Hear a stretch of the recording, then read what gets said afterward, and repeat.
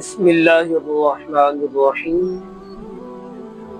حضرت عبداللہ بن عباس رضی اللہ تعالیٰ عنہما سے روایت ہے کہ حضور صلی اللہ علیہ وآلہ وسلم نے فرمایا کہ چار چیزیں ایسی ہیں اگر وہ کسی انسان کو مل جائے تو اسے دین و دنیا کی بھلائی حاصل ہو جاتی ہے۔